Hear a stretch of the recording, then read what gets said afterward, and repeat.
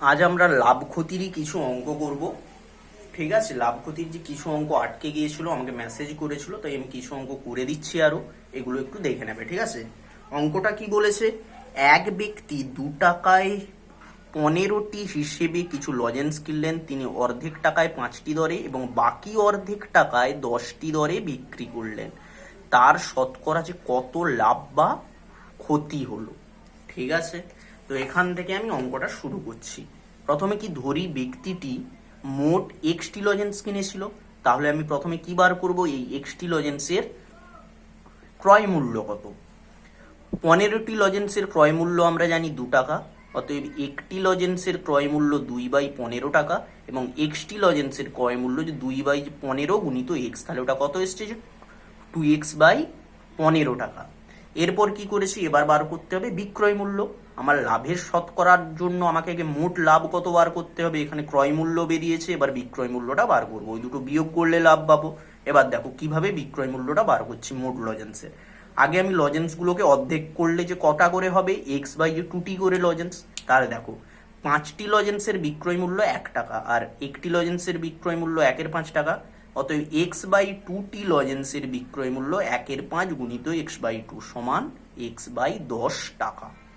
একই রকম ভাবে আবার যে কিছু লজেন্সকে 10 টাকায়, মানে 10টি লজেন্স বিক্রি করেছে 1 টাকায়, তাহলে একই রকম ভাবে x/2টি লজেন্সের বিক্রয় মূল্য কত, 1/10।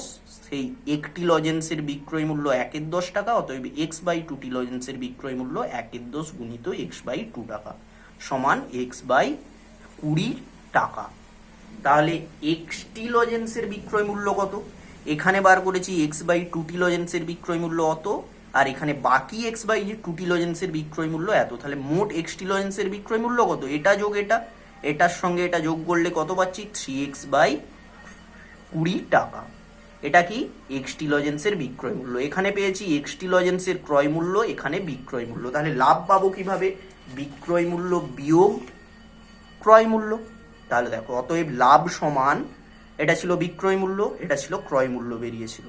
তাহলে কি পাবো, এটা থেকে এটা বিয়োগ করলে কত হচ্ছে, দেখো যেমন লসাগু করবো, 15-20 লসাগু 60 দিয়ে উপরে আসছে 9x মাইনাস 8x, তাহলে x/60 টাকা। এবার লাভের শতকরা বার করার জন্য আমরা ক্রয় মূল্যের উপর নির্ভর করি। অঙ্কটা একবারেই হতো, তোমাদের দিকে শুধু ভেঙে বুঝিয়েছি। এই দেখো, এটা ছিল ক্রয় মূল্য যে 2x/15 টাকা, তাহলে 2x/15 টাকায় লাভ হয় x/60 টাকা। 1 টাকায় লাভ হয় x/60 ইন্টু 15/2x। এটা কেন নিচে আসবে, এটা ভালো করে ভেবে দেখো। 1 হলে এটা নিচে বসতো, x/60 বাই, এটা কি 2x/15। আমি এটা ছোট করে ডান দিকে একটু একটা লাইন যে করে দেখাচ্ছি, এটা আসছে কিভাবে। x/60 বাই করতাম আমরা, এটা যে 2x/15, তাহলে এটাই যখন ভাগটা গুণ হলেই উল্টে যায়, তো সমান কি আসতো, x/60 গুণিত 15/2x। ঠিক আছে, অতএব 100 টাকায় লাভ কত হবে, x/60 গুণিত 15/2x গুণিত 100 দিয়ে কাটাকাটি করে কি পেয়েছি, 12.112 টাকা। অতএব তার শতকরা লাভ কত, 12.112%। ঠিক আছে, অঙ্কটা একটু ভালো করে দেখে নেবে। প্রথমে এক্সটি লজেন্সের ক্রয় মূল্য বার করেছি, তারপর বিক্রয় মূল্য, দুটো বিয়োগ করে পেয়েছি লাভ। এবার শতকরা লাভ বার করার জন্য কি পাবো, লাভ বাই ক্রয় মূল্য গুণিত 100। ওটা তুমি একবারই করতে পারতে। লাভ কত, x/60 বাই যে ক্রয় মূল্য, মানে যে এটা কি হবে, যে 2x/15 গুণিত 100 সমান কি আসতো, x/60 গুণিত 15/2x গুণিত 100। দেখো এখানে যেটা এসছে সেটা আমি এক লাইনেও করতে পারতাম, সেটা আমি বোঝানোর জন্য জাস্ট এইভাবে করেছি। এখানে একবারে তুমি সূত্রও লাগাতে পারো, শতকরা লাভের কোনো অসুবিধে নেই। একটা হয়েছে। দেখো নেক্সট অঙ্ক। নেক্সট অঙ্ক হচ্ছে 18 দাগের অঙ্কটা। 18 দাগে অঙ্ক কি বলেছে, একবার অঙ্কটা আগে পড়ে নাও। করিম মোহনকে এত টাকায় একটি মোবাইল ফোন বিক্রি করায় এত % ক্ষতি হয়। মোহন রহিমকে যে দামে বিক্রি করে, ভাবো মোহন রহিম ওটা আরেকজন, প্রথমে যে করিম যে মোহনকে বিক্রি করেছে, মোহন আবার রহিমকে বিক্রি করেছে। যে দামে বিক্রি করে সেই দামে যদি ওই প্রথম যে ব্যক্তি যে করিম, সে যদি বিক্রি করতো মোহনকে তাহলে 17% লাভ হতো। তাহলে যে মোহনের শতকরা লাভ কত, যেই ব্যক্তি মাঝে আছে তার শতকরা লাভ কত। ঠিক আছে, দেখো এটা কি বলেছে, 19% যে ক্ষতি মানে তার যে বিক্রয় মূল্য কত, 100 বিয়োগ 19 মানে 81 টাকা। 81 টাকা বিক্রয় মূল্য হলে যে ক্রয় মূল্য কত, 100 টাকা। এইভাবে কি 4860 টাকা তো ছিল যে বিক্রয় মূল্য, ওটা কার বিক্রয় মূল্য ছিল, ওটা ছিল যে করিমের বিক্রয় মূল্য। তাহলে যে করিমের বিক্রয় মূল্য এত টাকা হলে, যে করিম যে মোবাইলটি বিক্রি করেছে তার বিক্রয় মূল্য এত টাকা হলে যে ক্রয় মূল্য কত, 100/81 গুণিত এটা, এটা কাটাকাটি করে দেখবে আসবে 6000 টাকা।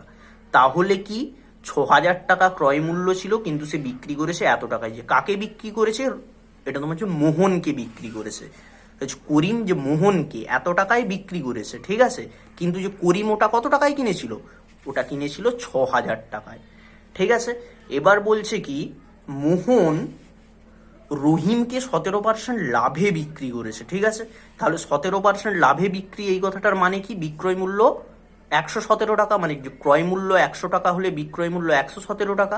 আর আমি যে ক্রয় মূল্য যে 6000 বার করেছি, অতএব 6000 টাকা ক্রয় মূল্য হলে বিক্রয় মূল্য কত, 117/100 গুণিত 6000, ওটা হিসাব করে দেখবে বেরোচ্ছে এত টাকা।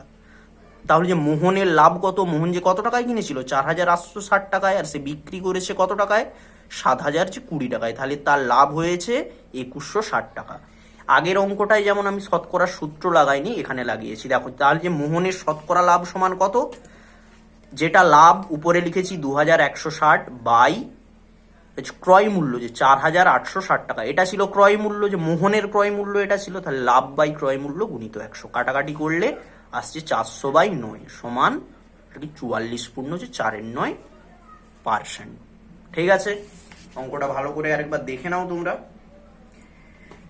এই চ্যাপ্টারের বাকি অঙ্কগুলো করবে। এবার নেক্সট চ্যাপ্টারে কিছু অঙ্ক আছে, তার মধ্যে একটা করিয়ে দিয়েছি, ওই একটা ভালো করে করতে পারলে বাকিগুলোও করতে পারবে। ঠিক আছে, অঙ্কটা একটু বড় কিন্তু নিয়ম একই। কি বলেছে, কোনো এক বাজারে পাটের ব্যাগ বিক্রয়ের সময় উৎপাদনকারী, পাইকারি বিক্রেতা ও খুচরো ব্যবসায়ী যথাক্রমে 15%, 20% ও 25% লাভ করেন। এখন যদি কোনো একটি ব্যাগ উৎপাদনকারী, পাইকারি বিক্রেতা এবং খুচরো ব্যবসায়ীর মধ্যে দিয়ে ক্রেতার কাছে পৌঁছয়, তবে নিচের প্রশ্নগুলির উত্তর দাও। ঠিক আছে, প্রশ্নগুলো তোমাদের কাছে থাক, অঙ্কটাও দেখো তার সাথে।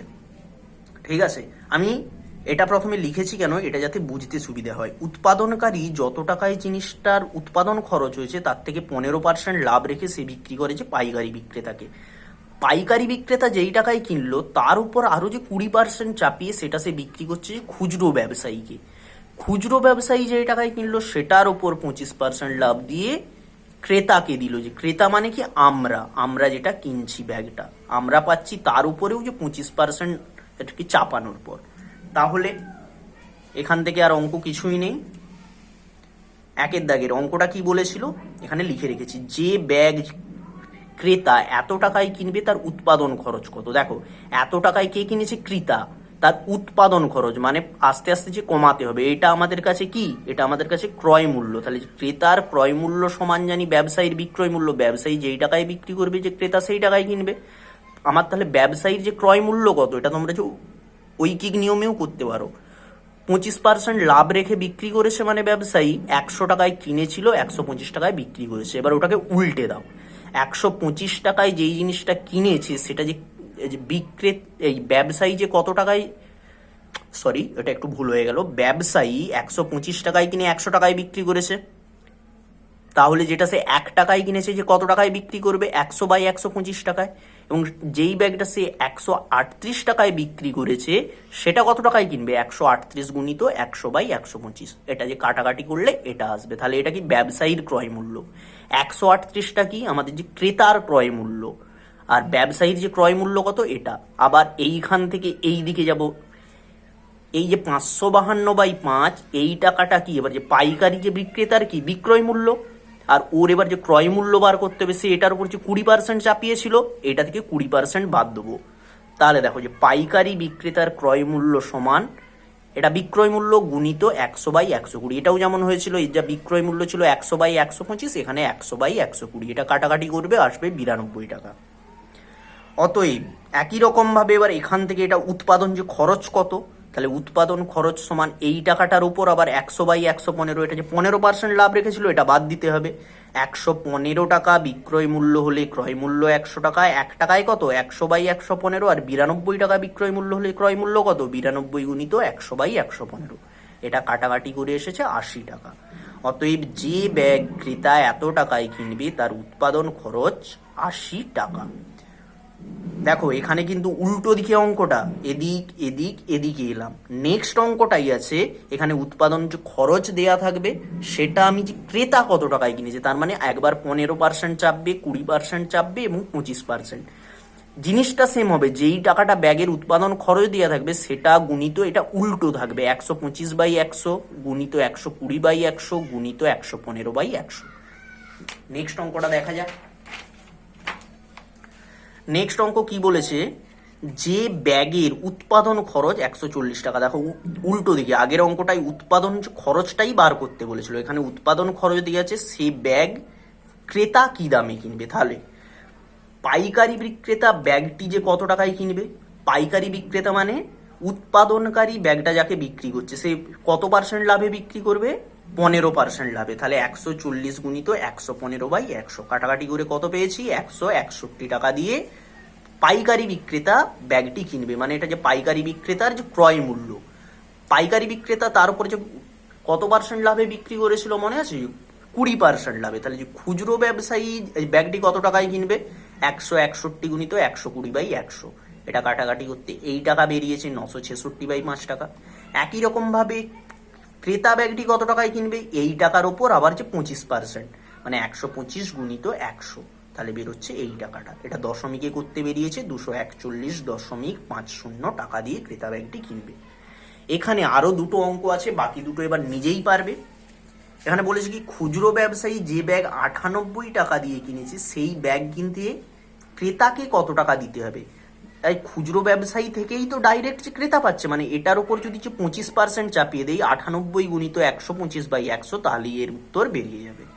একই রকম ভাবে দেখো, পাইকারি বিক্রেতা যে ব্যাগ এত টাকায় কিনেছে সে ব্যাগ কিনতে যে ক্রেতাকে কত টাকা দিতে হবে। প্রথমে যে পাইকারি বিক্রেতা যে কাকে বিক্রি করবে, যে খুচরো ব্যবসায়ীকে, যে কত পার্সেন্ট লাভে 20%, মানে 175 গুণিত 120/100, সেটা যে টাকাটা বেরোলো ওর পর ক্রেতা সেটা গুণিত আবার 125/100।